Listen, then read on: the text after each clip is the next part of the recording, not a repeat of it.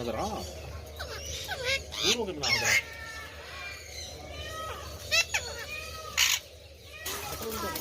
but ਉਹ ਇਧਰ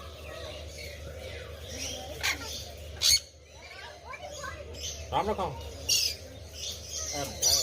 ਉਹ ਪਤਾ ਲੱਗ ਗਿਆ ਚੱਡ ਪੈਣੀ ਮੂੰਹ ਤੇ